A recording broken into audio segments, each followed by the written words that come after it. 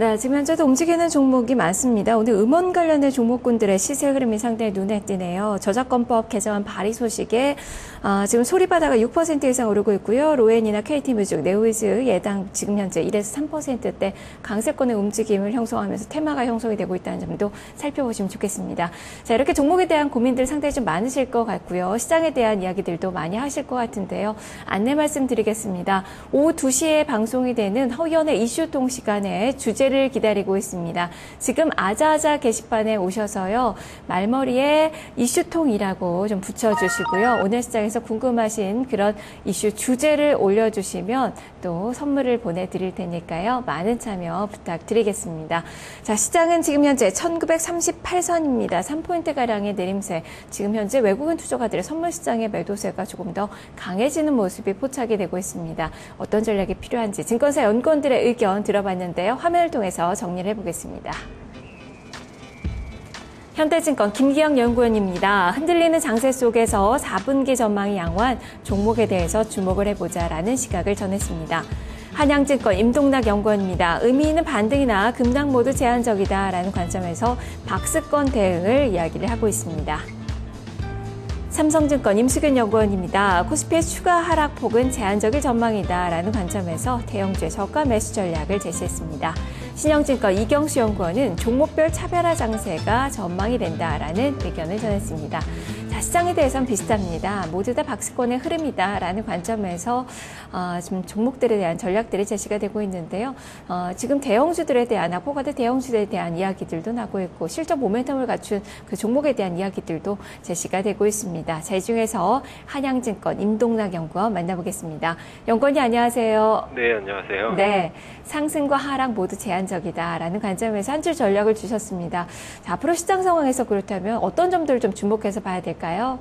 네, 일단 지난주에 EU 정상회의 결과가 기대에 미치지 못하면서 어제 같은 경우 국내 증시는 장중에 1910선을 위협받기도 했습니다.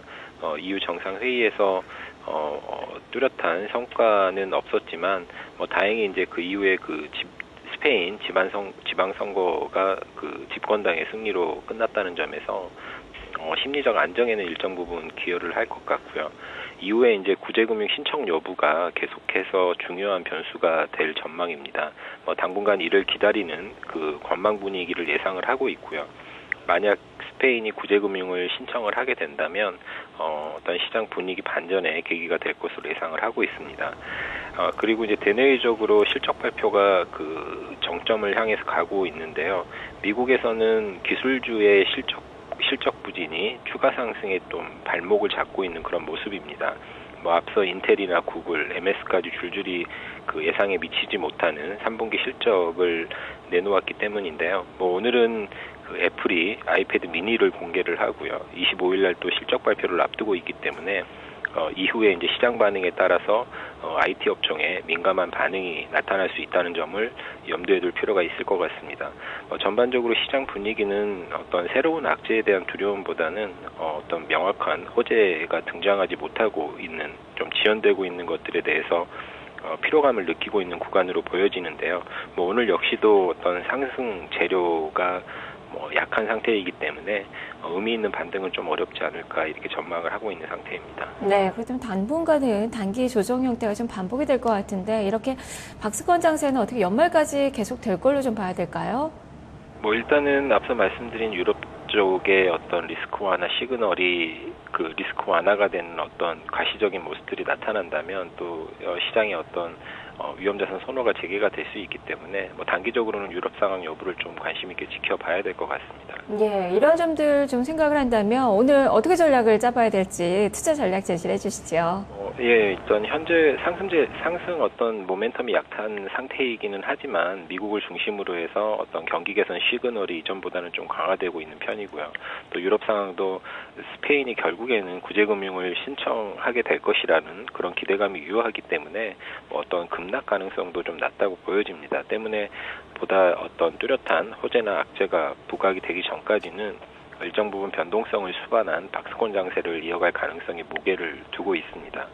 코스피 코스피 기준으로 본다면 전일 하방 경직이 확인이 되었던 1910선 정도를 저점으로 하고요. 또 그리고 직전에 이제 개파락이 추전했던 1970선 정도를 고점으로 한 박스권 대응이 효과적일 것으로 이렇게 판단을 하고 있습니다. 종목 대응에 있어서는 계속해서 이제 주도주가 여전히 눈에 띄지 않는 상태이고요. 또 개별 종목별로도 변동성이 크기 때문에 지금은 이제 낙폭과 대주라든지 또 모멘텀을 보유한 종목별로 단기 트레이딩 대응을 유지하시는 게 좀 나을 것 같습니다.